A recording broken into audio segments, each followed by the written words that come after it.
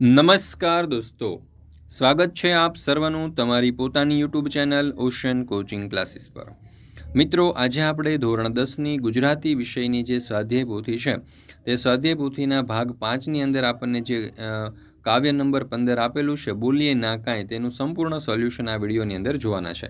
મિત્રો, આ કાવ્ય નંબર 15 પછી હવે તમે ધોરણ 10ની જે સ્વાધ્યાય પોથી છે તેનો કયા વિષયનો કયો ચેપ્ટરનો વિડીયો અથવા તો પીડીએફ મેળવવા માંગો છો તે તમે કોમેન્ટ બોક્સની અંદર જરૂરથી જણાવી દેજો, જેથી કરીને આપણે એ વિડીયો અથવા તો પીડીએફ બનાવી શકીએ। ચાલો દોસ્તો, તો શરૂ કરીએ। ધોરણ 10 વિષય ગુજરાતી, આજે સ્વાધ્યાય પોથીનો ભાગ 5 છે, તેમાં કાવ્ય નંબર 15 બોલીએ ના કાંઈ, એમાં પાઠ નંબર 15 છે બોલીએ ના કાંઈ।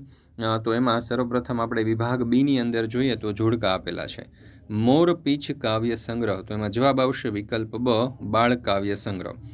ધ્વનિ કાવ્ય સંગ્રહ, તો એને આપણે જોડીશું વિકલ્પ અ, જ્ઞાનપીઠ પુરસ્કાર પ્રાપ્ત। મિત્રો, ધોરણ 3થી 10ની જે નવી સ્વાધ્યાય પોથી છે 2025-26ની, તે નવી સ્વાધ્યાય પોથીના તમામ વિષયના કલરફુલ સોલ્યુશનની પીડીએફ આપણી એપ્લિકેશન ઉપર મુકાઈ ચૂકી છે, તો જરૂરથી આ સ્વાધ્યાય પોથીના સોલ્યુશનની પીડીએફ મેળવી લેજો। અથવા તો આ જે એપ્લિકેશન છે, બરાબર, એટલે કે આ જે પીડીએફ છે જે તમારે વોટ્સઅપ પર જોઈતી હોય તો અહીંયા તમને નંબર આપેલો છે 7046222254, આ નંબર ઉપર તમે કોન્ટેક્ટ કરી સંપર્ક કરી અને આ સ્વાધ્યાય પોથીના સોલ્યુશનની પીડીએફ પણ મેળવી શકો છો। તો જરૂરથી દરેક વાલીઓ, વિદ્યાર્થીઓ અને શિક્ષક મિત્રોએ સ્વાધ્યાય પોથીના સોલ્યુશન મેળવી અને તેનો અભ્યાસ કરી લેવો। ત્યાર પછી છે બ, નીચે આપેલા વિકલ્પમાંથી યોગ્ય વિકલ્પ પસંદ કરી ખાલી જગ્યા પૂરો। એમાં ત્રીજું, બોલીએ ના કંઈ કાવ્યમાં કવિ ખાલી જગ્યા સહન કરવાનું કહે છે, તો જવાબ આવશે દુઃખ। ચોથું, કવિ ખાલી જગ્યા રીતે ચાલવાનું કહે છે, તો મસ્ત બની। પાંચમું, બીજાને મન આપણી વ્યથા ખાલી જગ્યા હોય છે, તો રસની કથા। છઠ્ઠું, મનમાં અગ્નિરૂપી દુઃખ હોય છતાં બહારથી ખાલી જગ્યા રાખવી, તો શીતળતા। સાતમું, કાવ્યમાં કવિએ જીવનનો ખાલી જગ્યા દ્રષ્ટિકોણ રજૂ કર્યો છે, તો જવાબ આવશે હકારાત્મક। ત્યાર પછી છે ક, નીચે આપેલા પ્રશ્નોના એક વાક્યમાં ઉત્તર લખો। આઠમો સવાલ, બોલીએ ના કાંઈ કાવ્યનો પ્રકાર જણાવો, તો બોલીએ ના કાંઈ કાવ્યનો પ્રકાર ગીત છે। નવમું, બોલીએ ના કાંઈ કાવ્યના કવિનું નામ જણાવો, તો બોલીએ ના કાંઈ કવિનું નામ રાજેન્દ્ર શાહ છે। લાખો લોકોનો મેળો ક્યાં ભરાયો છે, તો લાખો લોકોનો મેળો જગતમાં ભરાયો છે। કવિએ વેણને શું રહેવા કહ્યું છે, તો કવિએ વેણને ચૂપ રહેવા કહ્યું છે। 12મો સવાલ, બીજા લોકો શેનાથી ખુશ થાય છે, તો જવાબ આવશે બીજા લોકો પારકા દુઃખથી ખુશ થાય છે। લાખો લોકોની ભીડ વચ્ચે માણસ કેવો પડે છે, તો લાખો લોકોની ભીડ વચ્ચે માણસ એકલવાયો પડે છે। 14મું, જીવન માર્ગને કવિએ કેવો કહ્યો છે, તો જીવન માર્ગને કવિએ કાંટાળો અને પથરાળ કહ્યો છે।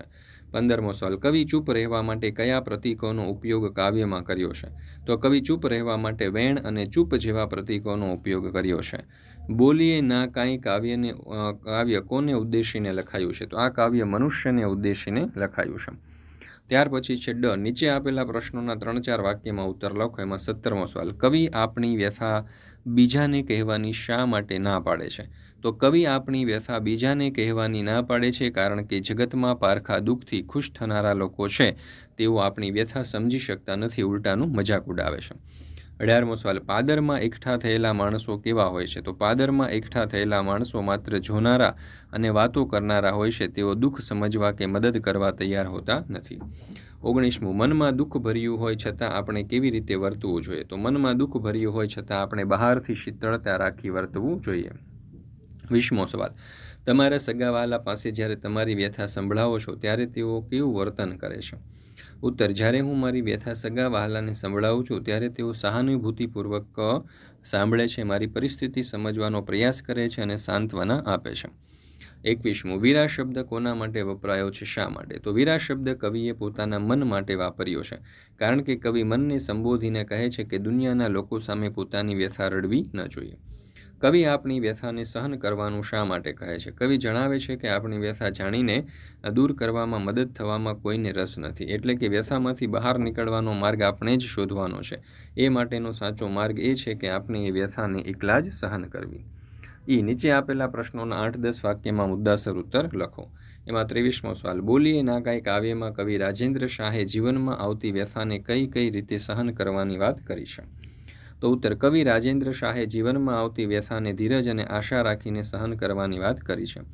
કવિ રાજેન્દ્ર શાહના બોલીએ ના કાંઈ કાવ્યમાં જીવનની વ્યથાને સહન કરવા માટે નીચેની બાબતો ઉપર ભાર મૂકવામાં આવ્યો છે. જીવનમાં આવતી મુશ્કેલીઓ અને વ્યથાને શાંતિથી અને ધીરજપૂર્વક સહન કરવી જોઈએ. વ્યથાને બીજા સામે વ્યક્ત કરવાને બદલે મૌન રહીને તેમનો સામનો કરવો જોઈએ. હૃદયમાં ધીરજ રાખીને દરેક પરિસ્થિતિમાં આશાવાદી રહેવું જોઈએ, જેથી જીવનમાં આગળ વધવાનો માર્ગ મળી શકે. કવિએ સત્યના માર્ગે ચાલવાની વાત કરી છે, જે અંતે વિજય અપાવે છે. 24મો પ્રશ્ન. આપણી વ્યથાને દૂર કરવા આપણે શું શું કરવું જોઈએ? આપણી વ્યથાને દૂર કરવા માટે આપણે ધીરજ રાખવી, મૌન રહેવું અને સત્યના માર્ગે ચાલવું જોઈએ. વ્યથાને દૂર કરવા માટે નીચે મુજબના પગલાં લેવા જોઈએ. વ્યથાને મનમાં રાખીને મૌન ધારણ કરવું જોઈએ અને બીજા પાસે રુદન ન કરવું જોઈએ. હૃદયમાં ધીરજ અને શાંતિ જાળવવી રાખવી જોઈએ અને પરિસ્થિતિનો સ્વીકાર કરી અને સત્યના માર્ગે અડગ રહેવું જોઈએ. આશા અને હિંમત જાળવી રાખી અને જીવનમાં આગળ વધવું જોઈએ.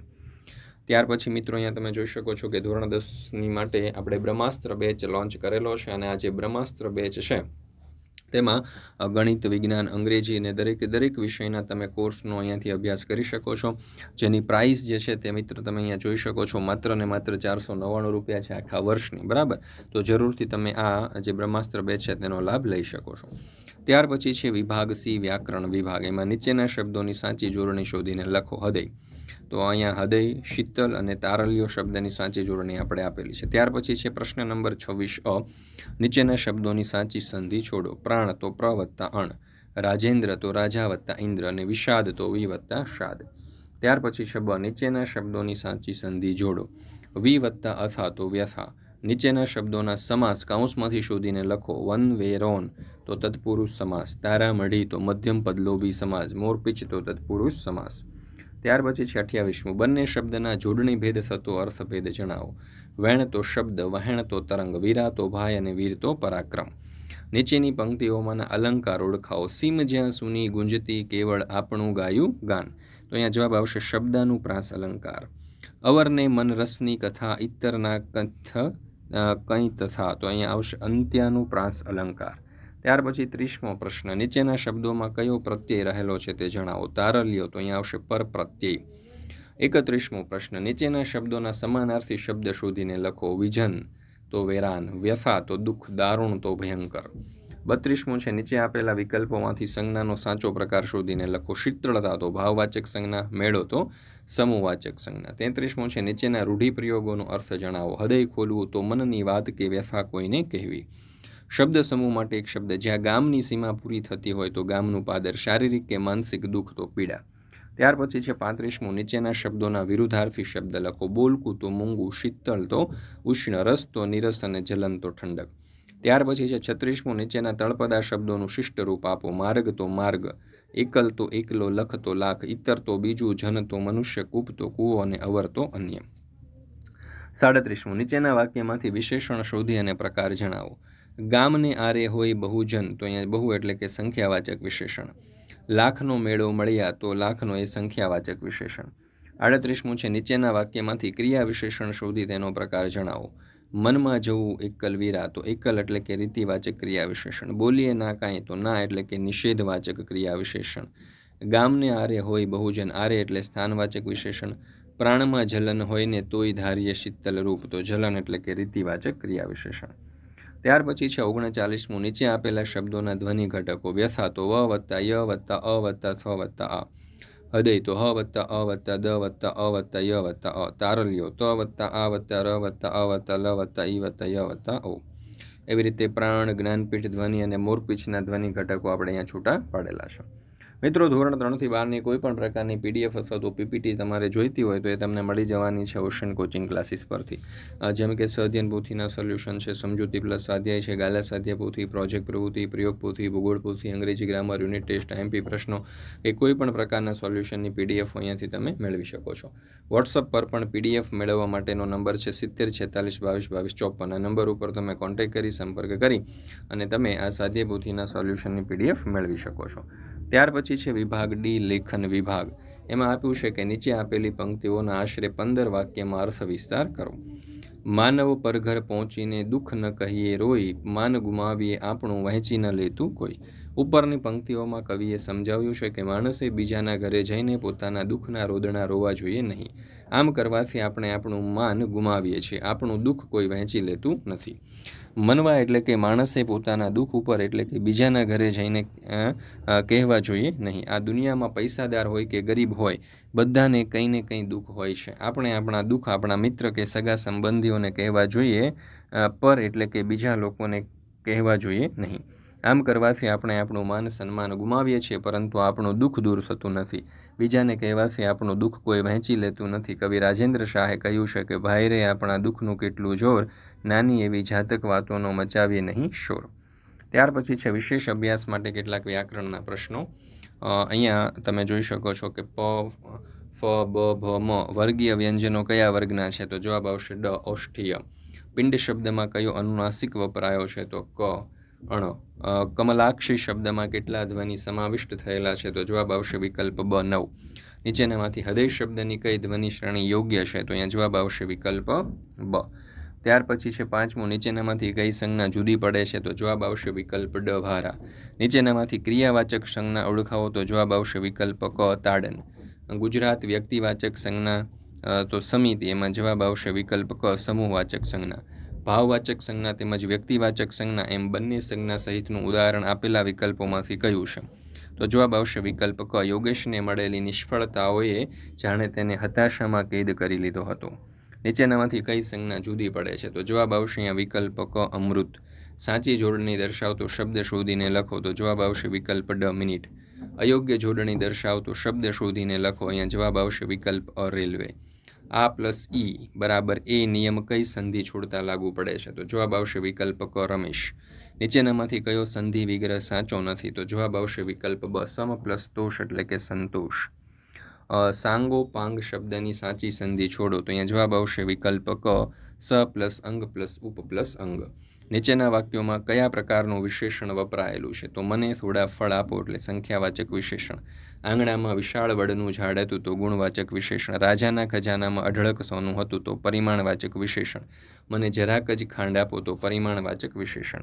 સિંહનો પર્યાય ન હોય એવો શબ્દ શોધો. તો જવાબ આવશે વિકલ્પ ડ, કપિલ. આપેલ વિરોધી શબ્દનું કયું જોડકું સાચું નથી? તો જવાબ આવશે વિકલ્પ ક, ઉત્તમ અને શ્રેષ્ઠ.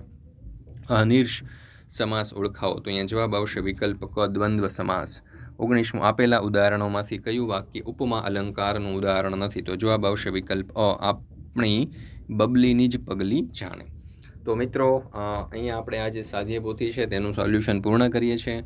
મિત્રો આપણી આ ચેનલ ઉપર ધોરણ 3 થી 10ની દરેક વિષયની અને દરેક ભાગની જે સ્વાધ્યાયન પોથીઓ છે તેના સોલ્યુશનના વિડીયો મુકાઈ ચૂક્યા છે, તો જરૂરથી તેનો અભ્યાસ કરી લેજો. લિંક તમને નીચે ડિસ્ક્રિપ્શન બોક્સની અંદર મળી જશે. દરેક વાલીઓ, વિદ્યાર્થીઓ અને શિક્ષક મિત્રોએ આ સ્વાધ્યાય પોથી જે છે એના સોલ્યુશનના વિડીયોનો અભ્યાસ માટે માત્ર અને માત્ર એક ચેનલ એટલે કે ઓશન કોચિંગ ક્લાસીસ